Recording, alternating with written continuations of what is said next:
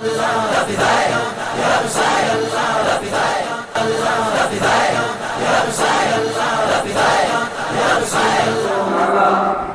اس محبت کو قبول فرمائے اور ہمارے جمع ہونے کے کو قبول کرے اور اسے ہمارے لیے باعث مغفرت و نجات بنائے۔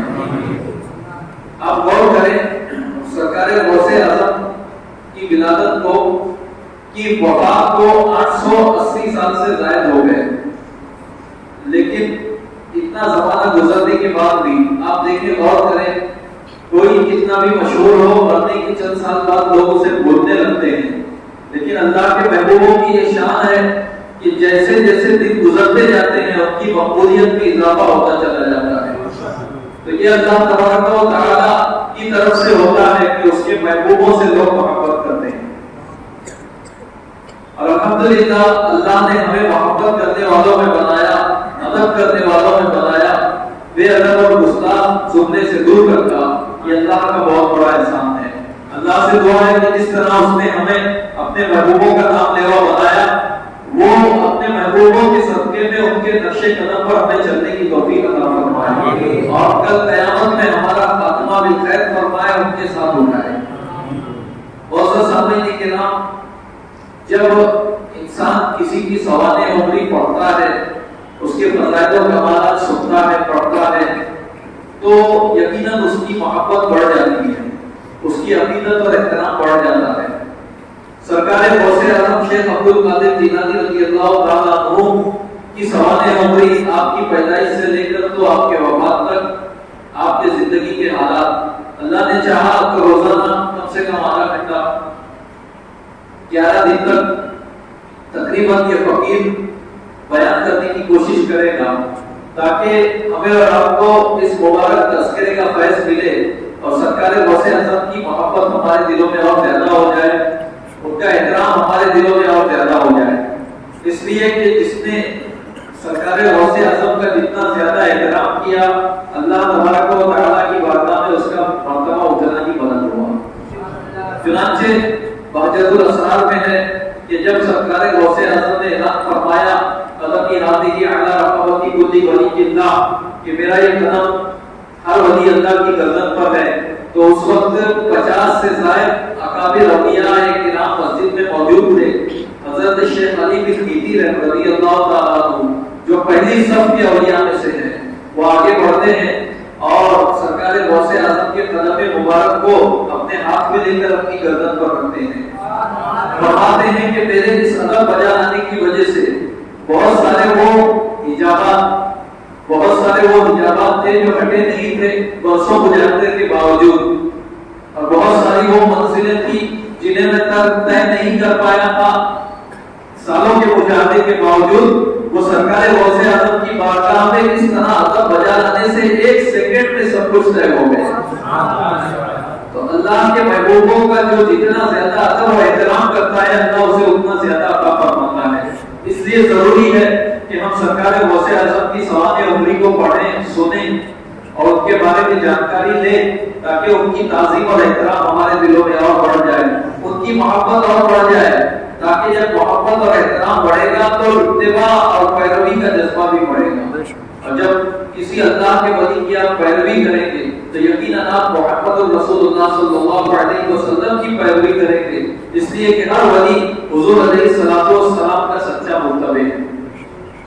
اس لیے مناسب سمجھا گیا کہ اس پراشور ماحول میں جب لوگوں کے دل سخت ہوتے جا رہے ہیں اور لوگوں کا خون، کہتے ہیں کہاوت ہے کہ خون سفید ہو گیا، لوگوں کا خون سفید ہوتا جا رہا ہے، ایسے وقت بھی کہ جب وعید اور جہنم کے عذاب والی باتیں ہمارے دلوں پر اثر کرنا بند کر چکی ہیں، ایسے وقت میں اللہ کے محبوب بندوں کا ذکر کرنا بہت زیادہ مفید ثابت ہوتا ہے، اس لیے کہ اللہ کے ولیوں کے ذکر سے دل نرم ہوتا ہے، خوف الہی بڑھتا ہے، اور یہ دنیا اور آخرت کی کامیابی کا سبب ہے۔ اور اس لیے بھی سرکار غوث اعظم کی محبت ضروری ہے کہ سرکار غوث اعظم نے دعا فرمائی، بہجت الاسرار قلائد الجواہر وغیرہ میں ہے، کئی مرتبہ انہوں نے دعا فرمائی کہ اللہ میرے مریدوں کو بخش دے، بعض اوقات دعا فرمائی کہ اللہ میرے کسی بھی مرید کو اس وقت تک موت نہ دینا جب تک کہ اس کا خاتمہ ایمان پر نہ ہو۔ تعالیٰ یہ دعا کی قبول فرمائے. اور فرماتے ہیں کہ میرا صرف وہ مرید نہیں جو میرا مرید ہے، بلکہ میرے مریدوں کا مرید بھی میرا مرید ہے، اور مریدوں کے مریدوں کا مرید بھی میرا مرید ہے. بلکہ فرمایا کہ جو صدقے دل سے اپنے آپ کو میری طرف منسوب کرے اور مجھ سے سچی محبت اور عقیدت رکھے وہ بھی میرا مرید ہے. تو اس لیے ضرورت اس بات کی ہے کہ ہم اگر آپ اور ہم یہ چاہتے ہیں کہ سرکار غوث اعظم کی اس دعا کی برکت ہمیں ملے اور اللہ تبارک و تعالی مرنے سے پہلے ہمیں سچی توبہ نصیب کرے، اگر ہم یہ چاہتے ہیں تو ہم کو چاہیے کہ سرکار غوث اعظم کے سچے چاہنے والے ہو جائیں، ان سے سچی عقیدت رکھنے والے ہو جائیں. اور یہ تبھی ممکن ہے جب ہم ان کے بارے میں پڑھیں گے، ان کے بارے میں سیکھیں گے، ان کی سوانح عمری اور زندگی کے حالات کو سنیں گے. تبھی یہ ہو سکتا ہے کہ ہمارے دلوں میں سرکار غوث اعظم کی سچی عقیدت و محبت اور احترام پیدا ہو اور ان کے سچے مریدوں میں ہمارا شمار ہو اور ان کی دعا کی برکت سے مرنے سے پہلے ہمیں سچی توبہ نصیب ہو جائے. اللہ تبارک و تعالی ہمیں سرکار غوث اعظم کے فیضان سے مالا مال کرے. ایک مرتبہ درود پاک پڑھیں. صلی اللہ علیہ نبی و آلہ صلی اللہ علیہ وسلم وسلام علیک یا رسول اللہ. آپ کا نام مبارک ہے عبد القادر. عبد القادر، قادر اللہ کے ناموں میں سے ایک نام ہے، قادر کا مطلب. اور آپ کے القاب تو بہت سارے ہیں، لیکن محی الدین سب سے مشہور لقب ہوا، دین کو زندہ کرنے والا. اور یہ لقب کیوں پڑھا انشاءاللہ ہم اگلی نشستوں میں دلائل کے ساتھ اس کو سنیں گے. اسی طرح محبوب سبحانی آپ کا لقب ہے، غوث الثقلین آپ کا لقب ہے، غوث اعظم آپ کا لقب ہے. غوث کا لغوی معنی ہے مددگار، کہ بہت زیادہ مدد کرے، مددگار وہ غوث ہے عربی زبان کے اعتبار سے. اور صوفیہ کی اصطلاح میں دیکھیے ایک ہوتا ہے لفظی معنی، ایک ہوتا ہے اصطلاحی معنی. جس طرح الصلاۃ، اس کا عربی میں لفظی معنی ہے دعا، لیکن اصطلاحی معنی ہے وہ مخصوص عبادت جسے ہم 5 ٹائم کرتے ہیں، نماز. تو یہ اصطلاحی معنی ہے. اور لفظی معنی اور اصطلاحی معنی میں کچھ مناسبت ہوتی ہے، کیونکہ نماز اس کے اندر بھی دعا ہے، سورہ فاتحہ میں دعا ہے، تحیات میں ہم دعائے معصورہ پڑھتے ہیں جب تشہد کے لیے بیٹھتے ہیں. تو اس مناسبت سے اس پوری عبادت کا نام صلاۃ پڑ گیا. تو اسی طریقے سے غوث کا معنی ہے مددگار. اور صوفیہ کی اصطلاح میں غوث کہتے ہیں اس ولی کو جو اپنے وقت میں تمام اولیاء کا سردار ہوتا ہے. اسے قطب الارشاد بھی کہتے ہیں، اسے قطب الاقطاب بھی کہتے ہیں، اور وہی غوث ہے، غوث زمان. اور ہر زمانے میں غوث ہوتا ہے جس کے تحت تمام اولیاء ہوتے ہیں، اور وہ غوث اعظم کے ماتحت ہوتا ہے. اور جو غوث اعظم ہوتا ہے وہ اپنے وقت سے لے کر اپنے بعد کے زمانوں تک، جب تک کہ اگلا کوئی غوث اعظم مقرر نہ ہو جائے، اس کے سر پر غوثیت کبریٰ کا تاج ہوتا ہے، وہ غوث اعظم ہوتا ہے. اور ہر زمانے میں جو ولیوں کے سردار ہوتے ہیں، جو غوث ہوتے ہیں، وہ اس غوث اعظم کے ماتحت ہوتے ہیں. تو سرکار غوث اعظم ہے. یعنی آپ کے زمانے سے لے کر حضرت امام مہدی رضی اللہ تعالیٰ عنہ کے ظہور تک تمام زمانوں میں، ہر زمانے میں جو بھی غوث زمان ہوگا، وہ تمام ولیوں کا سردار جو بھی ہوگا ہر زمانے میں، وہ سرکار غوث اعظم کے ماتحت ہوگا. اور سرکار غوث اعظم ان تمام زمانوں کے غوث اعظم ہیں. تو یہ صوفیہ کی اصطلاح ہے. اور غوث کو غوث اسی لیے کہتے ہیں کہ وہ اولیاء کی روحانی مدد کرتا ہے، نہ صرف اولیاء کی بلکہ عام لوگوں کی بھی. بلکہ حضرت مجدد الفسانی لکھتے ہیں کہ جو غوث زمان، جو قطب الارشاد ہوتا ہے، اس کے زمانے میں اللہ جسے جو نعمت دیتا ہے اس کے توسط سے عطا کرتا ہے.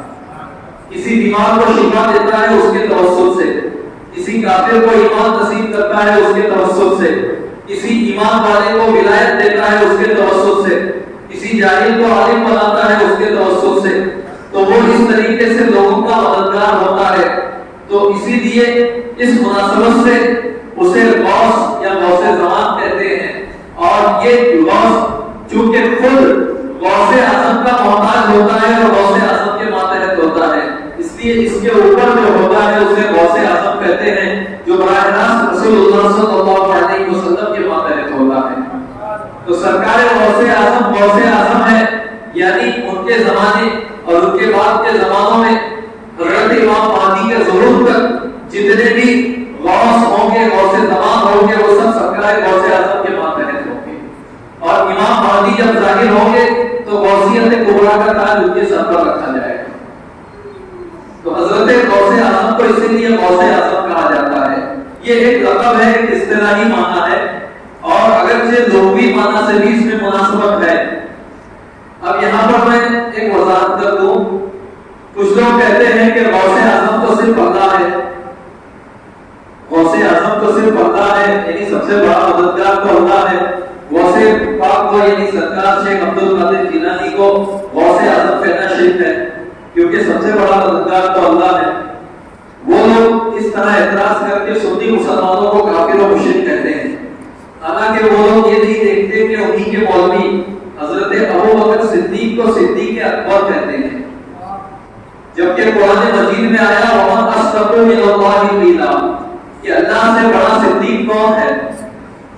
سب سے بڑا صدیق، سب سے بڑا سچ بولنے والا تو اللہ ہے. تو جب حضرت صدیق اکبر کو وہ لوگ صدیق اکبر کہتے ہیں تو اس وقت انہیں کیوں نہیں سوچتا کہ وہ بھی تو شرک کر رہے ہیں ان کی منطق کے مطابق. کیا بات ہے، بہت بہت. اور سب سے بڑا حق و باطل کے درمیان فرق کرنے والا پروردگار عالم ہے. لیکن کیا وجہ ہے کہ وہ حضرت عمر کو فاروق اعظم کہتے ہیں؟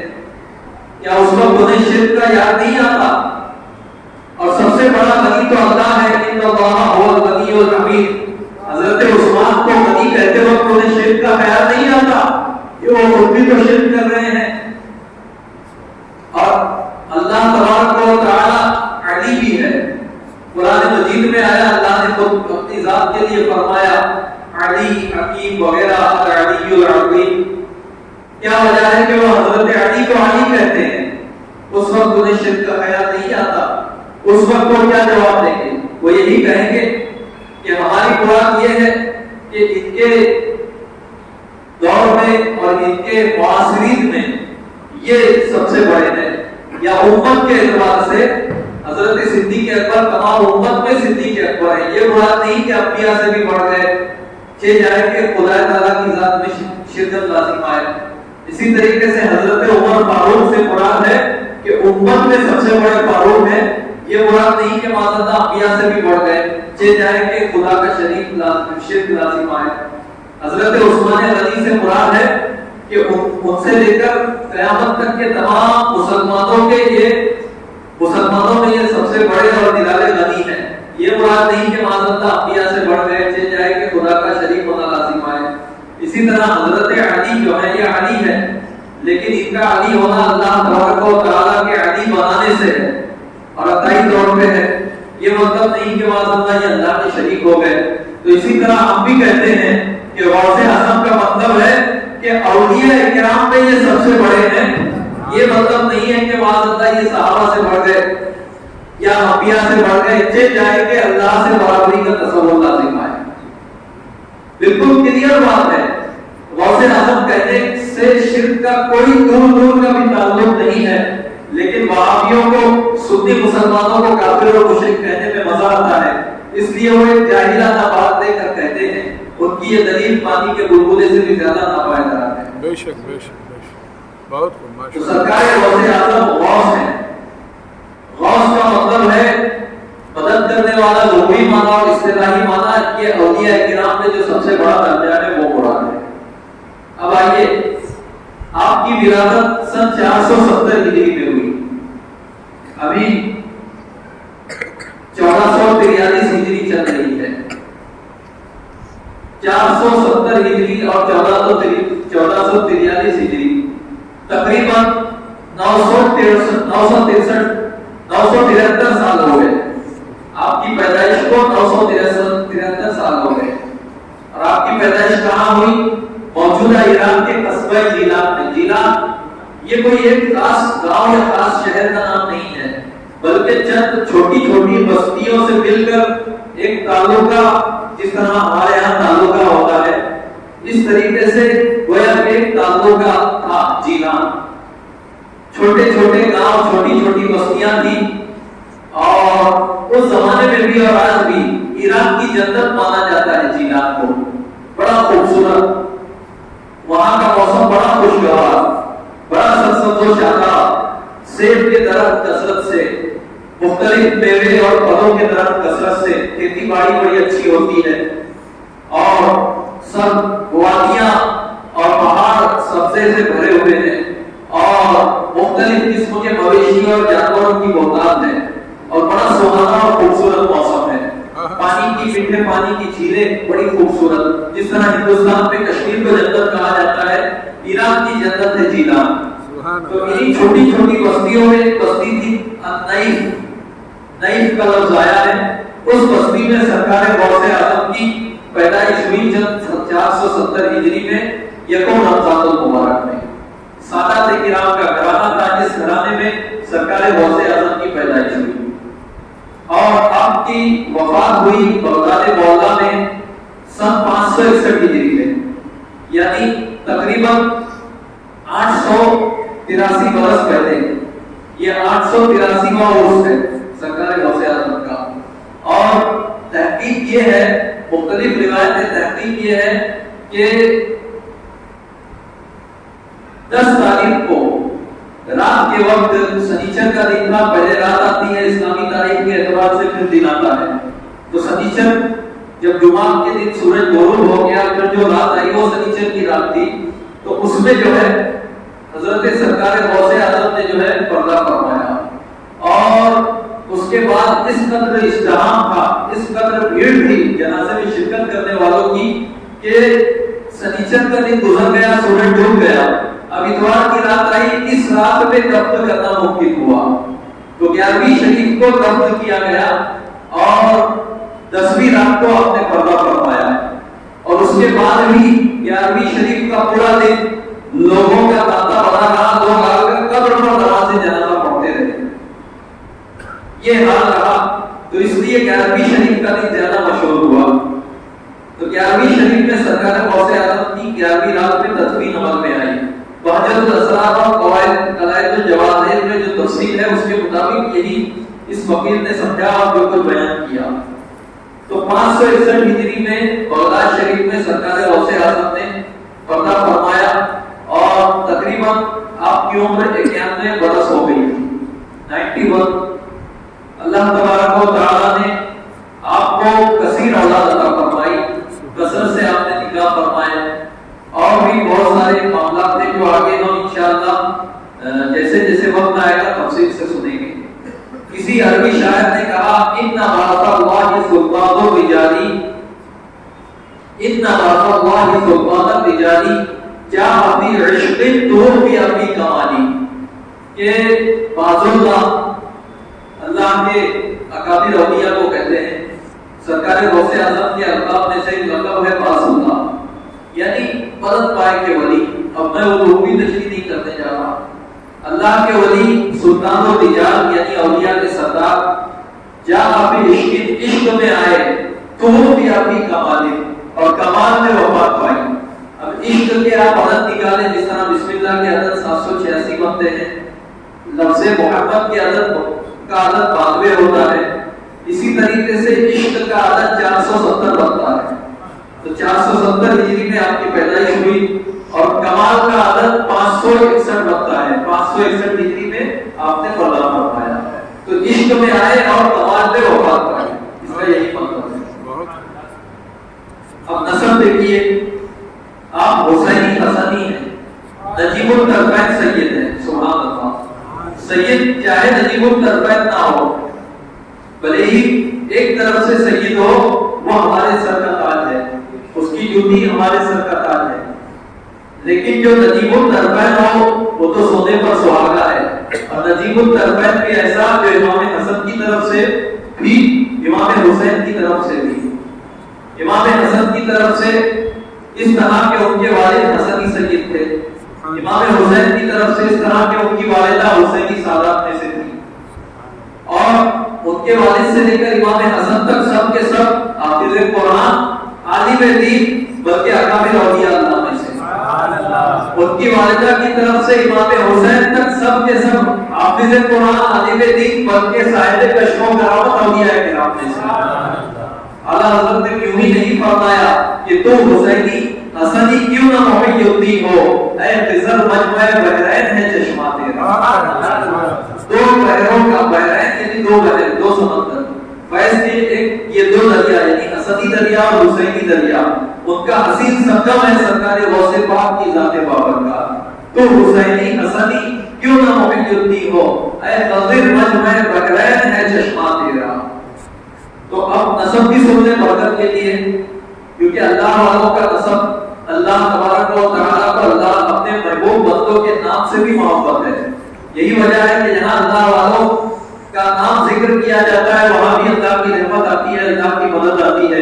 یہی وجہ ہے کہ تفسیر کی کتابوں میں آیا کہ جس کشتی پر اصحاب کہف کے نام لکھے ہوئے ہوں گے تو وہ کشتی ڈوبنے سے محفوظ رہے گی، جس گھر میں اصحاب کہف کے نام لکھ کر لٹکا دیے جائے وہ گھر جلنے سے محفوظ رہتا ہے۔ تو جب پچھلی امت کے اولیاء کا یہ عالم ہے تو اس امت کے اولیاء کے ناموں میں کتنی برکت ہوگی۔ تو اسی لیے میں پہلے نسب شریف ذکر کرنے کی سعادت حاصل کر رہا ہوں۔ حضرت سرکار غوث اعظم لقب ہے محی الدین، کنیت ہے ابو محمد، نام ہے عبد القادر۔ ان کے والد ہیں ابو صالح موسیٰ جنگی دوست۔ موسیٰ نام ہے، ابو صالح کنیت ہے، اور جنگی دوست ان کا لقب ہے۔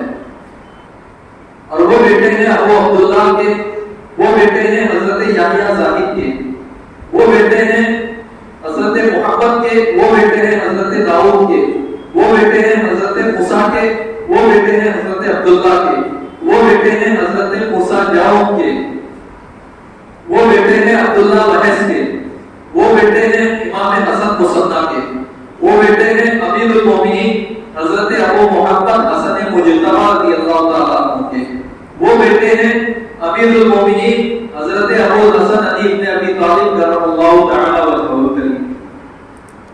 تو اس طریقے سے والد کی طرف سے آپ حسنی سید ہیں، اور والدہ کی جانب سے آپ کا سلسلہ امام حسین سے ملتا ہے اس طرح کہ آپ کی والدہ کا نام تھا فاطمہ اور کنیت تھی ام الخیر اور لقب تھا امت الجبار۔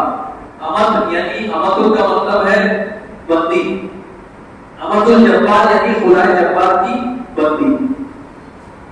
وہ بیٹی ہیں حضرت فاطمہ ام الخیر، بیٹی ہیں حضرت عبداللہ صومعی رضی اللہ عنہ کی، اور حضرت عبداللہ صومعی کے والد ہیں ابو عطا عبداللہ، ان کے والد ہیں کمال الدین عیسیٰ، ان کے والد ہیں حضرت ابو علاؤالدین محمد جواد، ان کے والد ہیں امام علی رضا، ان کے والد ہیں امام موسیٰ کاظم، ان کے والد ہیں امام جعفر صادق، ان کے والد ہیں امام محمد باقر، ان کے والد ہیں امام زین العابدین علی، ان کے والد ہیں سید الشہداء صاحب گلبن قبا حضرت امام حسن ابن علی رضی اللہ تعالیٰ، اور ان کے والد ہیں اسد اللہ الغالب سیدنا علی بن ابی طالب رضی اللہ تعالیٰ۔ تو اس طریقے سے آپ نجیب الطرفین سید ہیں۔ اعلیٰ حضرت نے پنجتن پاک کا فیضان سرکار غوث پاک میں دیکھا تو اپنے فن شاعری کے ذریعے سرکار غوث پاک کی بارگاہ میں عقیدت و محبت کا نذرانہ پیش کرتے ہوئے بڑا خوبصورت کلام فرمایا۔ فرماتے ہیں نبوی میں علوی فصل بطوری گلشن میں یعنی برستا بادل، فصل کسی بھی چیز کی جو فصل ہوتی ہے، اور گلشن کہتے ہیں باغ کو۔ نبوی میں علوی فصل بطوری گلشن، حسنی پھول حسینی ہے مہکنا تیرا۔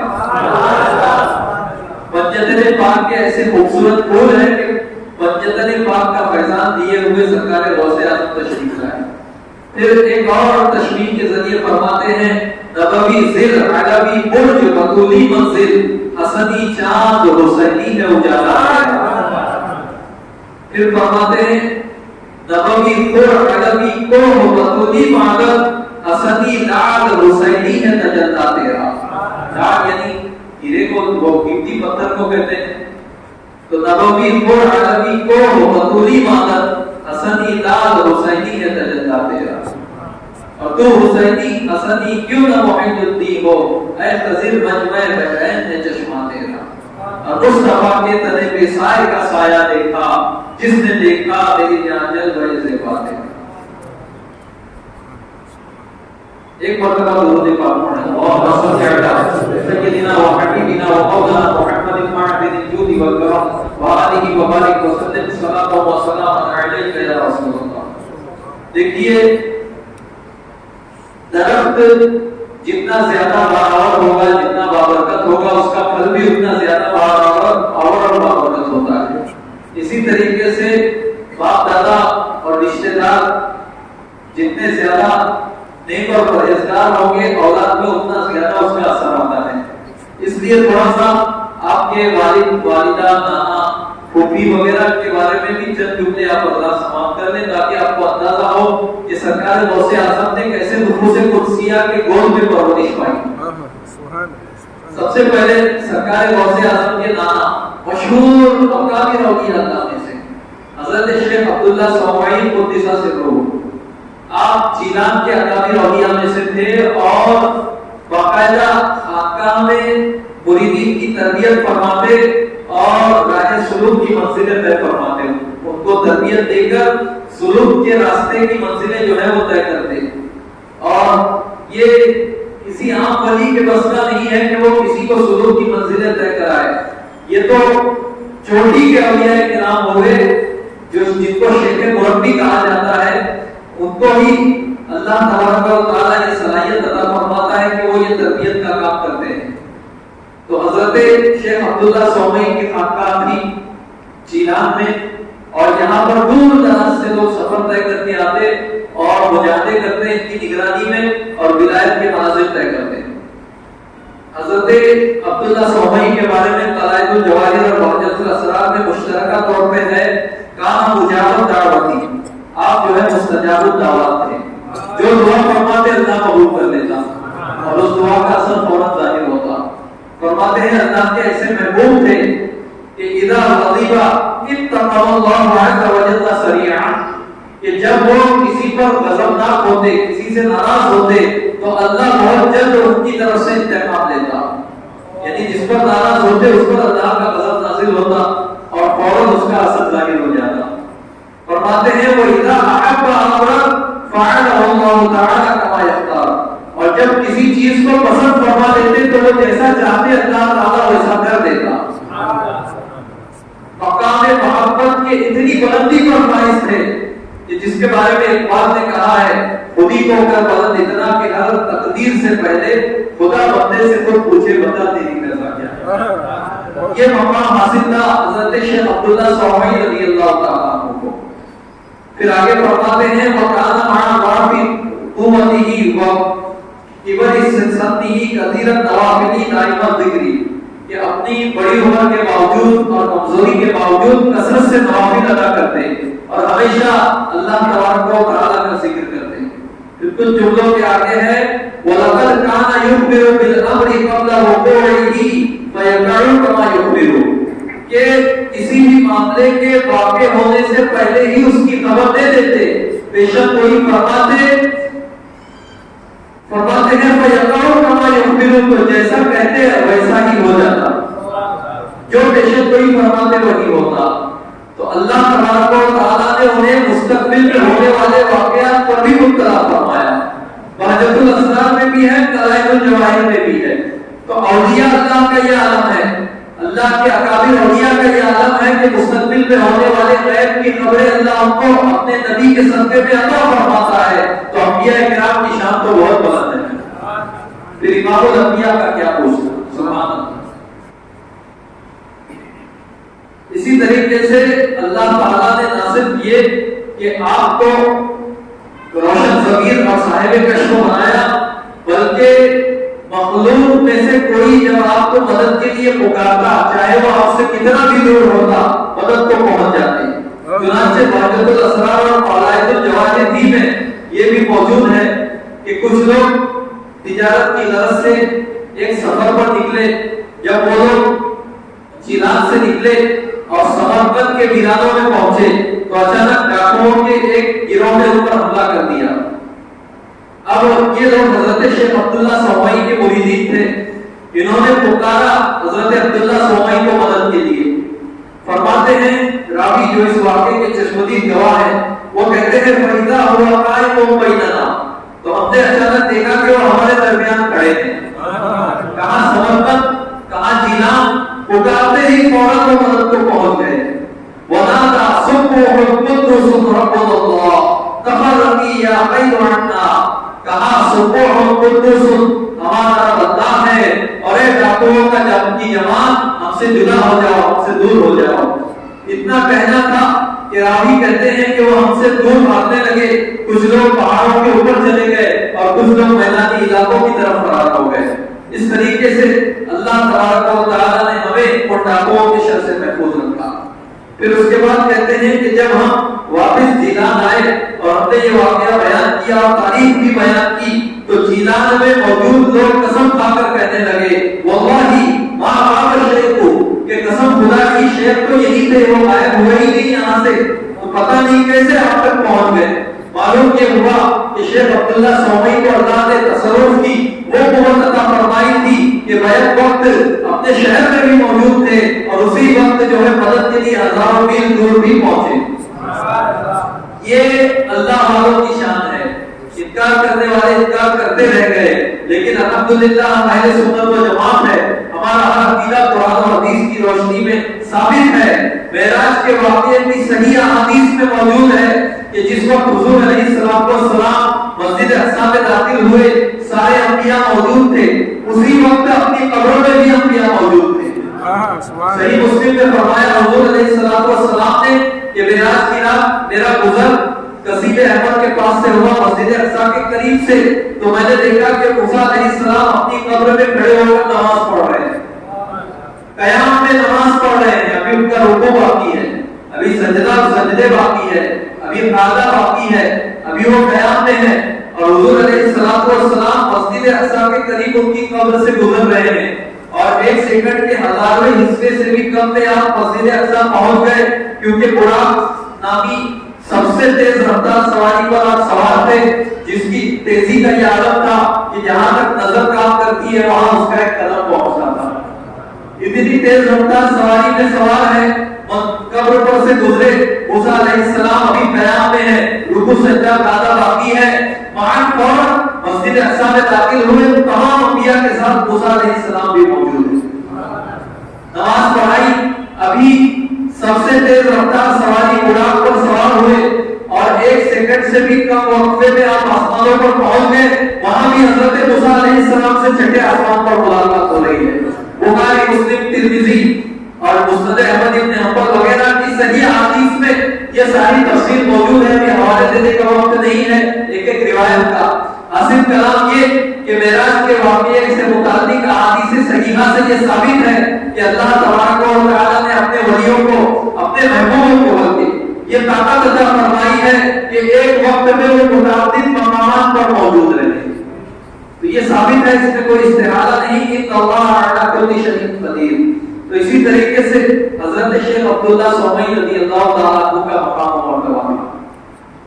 अब आइए उनकी वालिदा हजरत उम्मुल खैर अहमदुल जब्बार, ये अपने वक्त की अकाबिर औलिया में से थी, साहिब कश्फ करामत, और इनका मकाम इतना बुलंद था कि जब हजरत अब्दुल्ला सोमई ने ये शर्त लगाई हजरत अबू सालेह मूसा जंगी दोस्त से कि मेरी बेटी से तुम्हें शादी करनी होगी, तभी मैं माफ करूंगा जो तुमने सेब खाया है बगैर इजाजत, और वो दूरी है, लकड़ी है, आंख से अंधी है, ज़बान से गूंगी है, कान से बहरी है। मगर जब हजरत अबू सालेह मूसा रज़ियल्लाहु अन्हु कमरे ज़ुफ़ाफ में गए, देखा कि एक हसीन व जमील खातून है और बिल्कुल उनके हाथ पैर आंखें सब सही सलामत है। घबराकर वापस बाहर निकले, हजरत अब्दुल्ला सोमई से कहा कि बड़ा अजीब मामला है कि वहां तो कोई और खातून है। कहा नहीं, वही तुम्हारी ज़ौजा है। मैंने कहा था कि एक तरह से ये दूरी लकड़ी है, एक तरह से ये टूटी और बहरी है, एक तरह से इनका ये मामला है, मुतलकन नहीं है। انہوں نے کبھی جان بوجھ کر کسی غیر محرم کو اپنی آنکھوں سے نہیں دیکھا، اس اعتبار سے یہ اندھی ہے۔ انہوں نے کبھی جان بوجھ کر کسی غیر محرم سے بات نہیں کی، اس اعتبار سے میں نے کہا یہ گونگی ہے۔ کبھی کسی غیر محرم کی آواز کان لگا کر سنی نہیں، اس اعتبار سے یہ بہری ہے۔ اپنے پاؤں سے چل کر کسی غیر محرم کے گھر پہ نہیں گئی، اس لیے میں نے کہا یہ لنگڑی ہے۔ کبھی اپنے ہاتھ سے کوئی غیر شرعی کام نہ کیا، اس لیے میں نے کہا یہ لودھی ہے۔ جہاں وہ اعضاء کے اعتبار سے صحت اور تندرستی کے اعتبار سے بالکل سلامت ہے، وہی کو مالک ہو جائے۔ تو حضرت غوث پاک کی والدہ کے تقوی اور طہارت کا یہ عالم تھا، اور والد بھی آپ اگر سنیں گے حضرت غوث پاک کے والد کے بارے میں تو آپ دنگ رہ جائیں گے کہ اللہ تبارک و تعالیٰ نے کیسا صبر انہیں عطا فرمایا، اور اللہ کا خوف کتنا ان کے دل میں تھا، اور کتنا سخت مجاہدہ وہ کیا کرتے تھے۔ یہ بھی محجب الحقوق کا کارنامہ ہے۔ آپ کی سرکار غوث اعظم کی ایک پھوپھی تھی جن کی کنیت تھی ابو محمد، اور ان کا نام تھا عائشہ۔ یہ بھی اکابر اولیاء میں سے تھی، اور سرکار غوث پاک نے ان کی بھی صحبت پائی۔ اتنے بڑے مقام پر وہ فائز تھی کہ ایک بار جو ہے بارش نہیں ہوئی، جو سال میں جب وقت مقررہ پر بارش ہوتی ہے اس سے کافی لمبا عرصہ گزر گیا، کئی روز گزر گئے، بارش نہیں ہوئی اور پانی کی کمی ہونے لگی۔ لوگ گھبرا گئے، فصلیں سوکھنے لگی کہ اگر یہی حال رہا تو تباہی بربادی آ جائے گی۔ تو لوگوں نے دعا نماز استسقاء پڑھی، دعائیں کی، مگر کچھ اثر نہ ہوا۔ آخر کسی نے کہا کہ ایک اللہ کی ولیہ ہماری بستی میں رہتی ہیں، کیوں نہ ان سے دعا کرائی جائے۔ چنانچہ یہ لوگ حضرت عائشہ جو حضرت غوث پاک کی سگی پھوپھی تھی ان کے گھر کے باہر آئے اور پکار کر گزارش کی کہ اے اللہ کی نیک بندی دعا فرمائے تاکہ بارش ہو۔ ان کے گھر کے احاطے میں بڑی دیوار تھی، باہر کی نظر اندر نہیں آتی تھی۔ یہ اپنے گھر کے آنگن میں آئی اور جھاڑو لگائی۔ جھاڑو لگانے کے بعد پروردگار عالم کی بارگاہ میں عرض کیا کہ اے پروردگار عالم، میں نے جھاڑو لگا دی، اب تو چھڑکاؤ فرما۔ اتنا کہنا تھا کہ بادل آئے اور زوردار موسلا دار بارش ہونے لگی، اور پھر اس وقت ایسی بابرکت بارش ہوئی کہ جیلان میں اس وقت جو فصل ہوئی اور جو پھل ہوئے تو اس سے پہلے ایسا دیکھنے کو نہیں ملا تھا۔ تو حضرت غوث اعظم کا پورا خاندان یہ اولیاء اللہ کی جماعت تھا۔ ایسے مبارک خاندان میں سرکار غوث اعظم کی پیدائش ہوئی۔ پھر انشاءاللہ اب اگلی نشست میں سرکار غوث اعظم کے والد کے بارے میں تفصیل سے بیان کیا جائے گا، اور کس طرح سے وہ حضرت عبداللہ سومئی تک پہنچے، اور پھر حضرت عبداللہ سومئی کی دختر ایک اختر کیسے ان کے نکاح میں آئی۔ بڑے عجیب و غریب واقعات ہیں اور ہمارے لیے سیکھنے کے لیے بہت کچھ ہے۔